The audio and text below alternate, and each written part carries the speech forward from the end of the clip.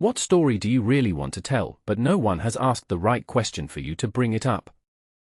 Story 1. Once when I lived in Japan, I was riding my bike across a rice field at about 6 a.m. The sun was coming up and there was no one anywhere, so rare in Japan. Just me on a dirt road between rice fields for miles and miles and the sound of my bike. Then I heard a saxophone. As I kept riding, eventually I saw a man sitting on a stool practicing his saxophone. Just on the road between rice fields. He nodded a hello to me without breaking play at all. One of the most magical moments of my life. Story 2. So I would occasionally write post-it notes to myself if I was super drunk and something absurd happened. My writing is illegible on most days. I had a note forever in my wallet that looked like it was saying, I am a, something, eat, something illegible, cucumber horse star. It kept me up at night trying to figure out what it said. About a year later it dawned on me. I saw a man eat a cucumber whole.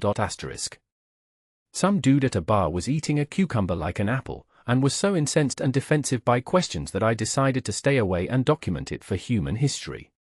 So combative, yet being so unapologetically human. It's been probably 10 years. Story 3. My great-grandfather lived in Kansas when the Dust Bowl hit the U.S. He and his wife lived in a really small town and he owned the grocery store. After he passed away, my family was going through the stuff in his house and found a box of letters he had hidden from everyone.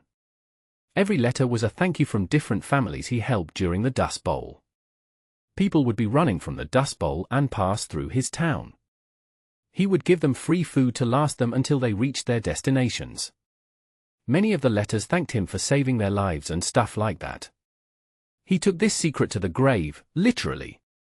Not even his wife knew. I've heard mention that maybe she wouldn't have been quite as pleased, but I don't know about that. I just think that's super cool and I'm very proud of him, smiley face. I have a lot of weird stories about my family that I never get to tell, haha. Edit, I didn't realize people would be so interesting in this, haha. Kind of thought it was just a personal family pride thing. Thank you all for your ideas regarding preserving these memories. I will absolutely look into that. I'll have to touch base with my dad and see if we know who ended up with those letters. Most of my other stories are my grandpa being a dumb teenager in rural Kansas and think about how I would have never gotten away with that stuff, haha. I'll have to talk to my dad and see if he has any other stories about my great-grandpa. The town is in northern Kansas. I'm pretty sure the population is under 500 people and they have a town museum, which is adorable. I've been there once. Literally has some grammar mistakes. Thank you everyone for explaining what the Dust Bowl is. Look up pictures. It's crazy. Story 4. In the early 60s, my dad had a nervous breakdown due to severe abuse as a child. While in Army basic training, he was sent to a mental hospital and released to his family when he was deemed well. After a while, he started hearing voices and was readmitted to another mental hospital. Around that same time, my mother, who had recently gotten divorced from her first husband, lost her mother and she tried to commit suicide. She was admitted to that same mental hospital.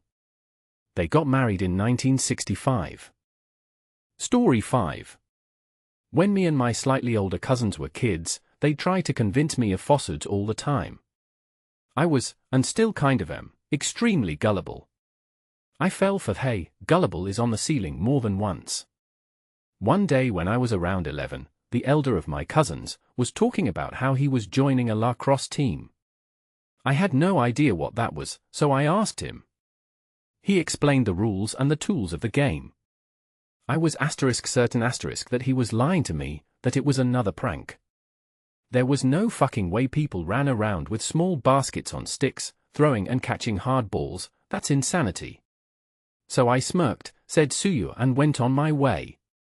For the next several years, whenever someone mentioned lacrosse, I'd snicker, thinking I was privy to a joke. When I was around 17, a friend of mine mentioned that she was going to a lacrosse game. I laughed and said, kind of annoyed, "Yeah, I know the joke, you can drop it. Lacrosse isn't real." She was so confused and looked at me like I was crazy. She insisted it was in fact real. I insisted it wasn't. We looked it up online. Sure enough, completely real. I was utterly shocked, and way more than a little embarrassed, especially when I thought back to all of my weird responses to mentions of La Crosse. Ooh. Edit. Holy crap y'all, thanks for the awards. Story 6.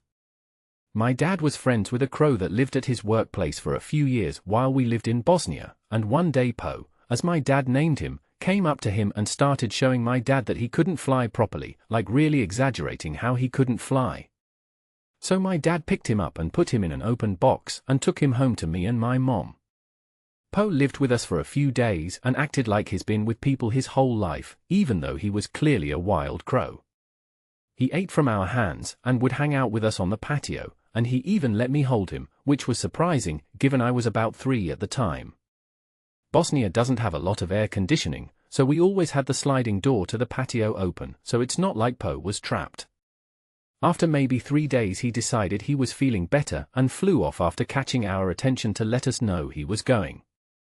My dad never saw him again since we lived around 10 miles away from where my dad worked, and I guess he never made it back. Still, was a very cool experience to have a pet crow for a few days. Edit. I know it's #cringe to add on like this, but fucking rip to my inbox and thanks for the awards, smiley face. Story 7. My grandfather was committed for alcoholism in the 1940s and stayed several years in a psychiatric hospital. Fast forward 60 years and I'm touring that hospital for work reasons as I was part of the team planning its replacement. I heard horror stories of how patients were treated in the past. I never told anyone my grandfather was one of those patients.